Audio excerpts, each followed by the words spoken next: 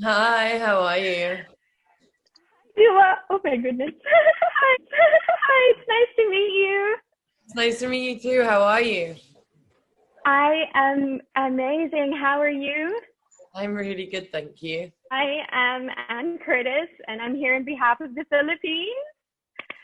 And Hi. well, first and foremost, I just wanted to congratulate you on your AMA win for Don't Start Now as Pop Rock Song of the Year. Congratulations. Thank you so much. Thank you. Thank you. It's a really special moment. I'm really, Yes, really great. as a fan, I'm so happy for you. And of course, congratulations on Future Nostalgia. It being such a massive hit worldwide. I absolutely loved it. And it kept a lot of people company during lockdown when it was released. How was it releasing an album during such a crazy time? Well, it was interesting, I never thought I'd ever have to put an album out at a time like this. And I think putting it out at this time just really made me learn so much about patience, made me adapt a lot quicker to my surroundings. I became quite good at like putting green screens up and trying to think about different Yeah. ways to do performances and stuff like that. But it was, interesting. It was a massive, massive learning curve, but one that I'm really grateful for. I wouldn't have changed it for the world. I'm just so happy you did. It gave us something to listen to, of course, during this crazy time. What was the inspiration or what's behind the title Future Nostalgia?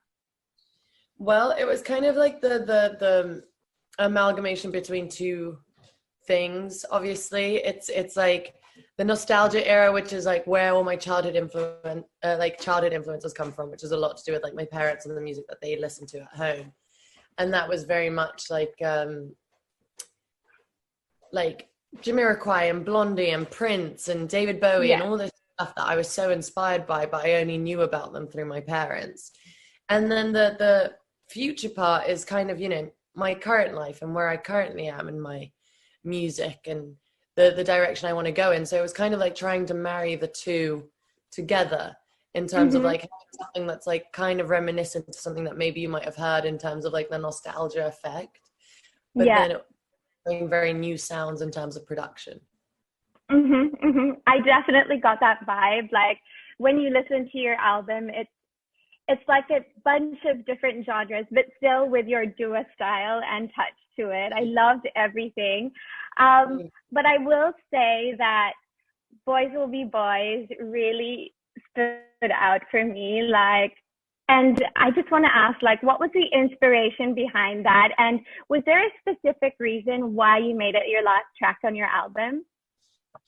Um, so the inspiration behind that was very much something that happened in my life, something that I felt like I needed to talk about. I feel like I talk about women's issues and women's equality a lot.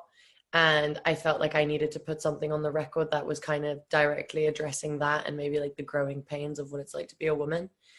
The reason it's the last song on the track is because the first song on the track is Future Nostalgia, which is kind of this like false sense of confidence, very in your face, super sassy, claiming I'm like the female alpha. Yeah. It's all this like embodiment of an energy that I almost wish I had, and when I Mm-hmm. say Mm-hmm. it, that's how I feel.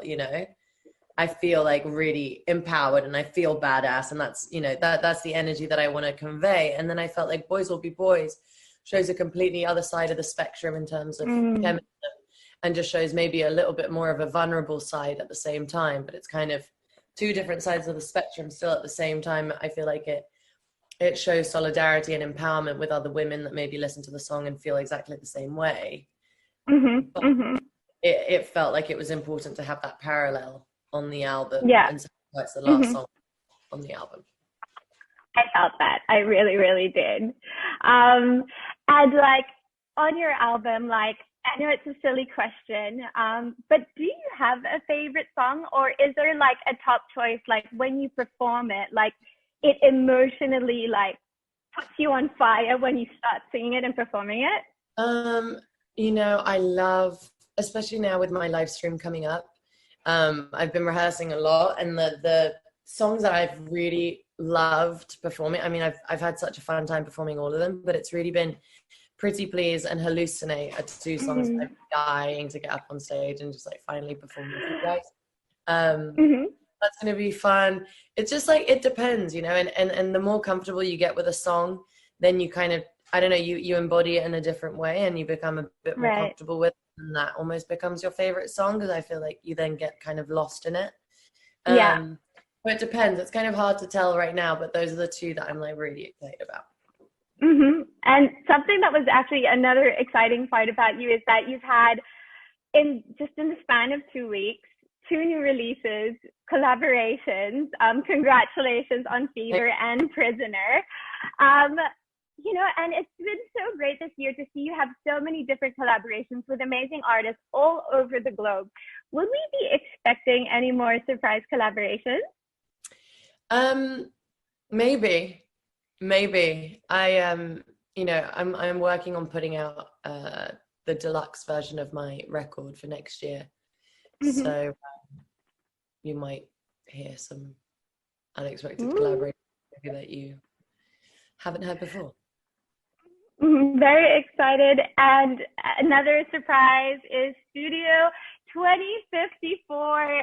Everyone, including me, we're so excited. Of course, you know, as fans, we would have loved to see you go on tour. I was front row at your concert in Manila, singing along with you. I mean, we're sad as fans that we won't be able to see you in person this year, but we are looking forward to Studio 2054.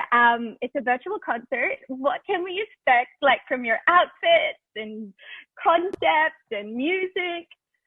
Well, I guess, you know, it's funny that you put it that way, because it's kind of the reason why I decided to do the live stream, was because I was dying to kind of get out in front of an audience and do a live show and finally perform these songs. Like, I'm dying to perform the songs on Future Nostalgia.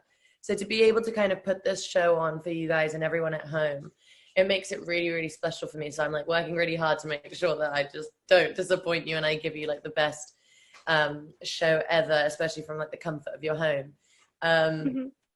But it's like a multi-dimensional show.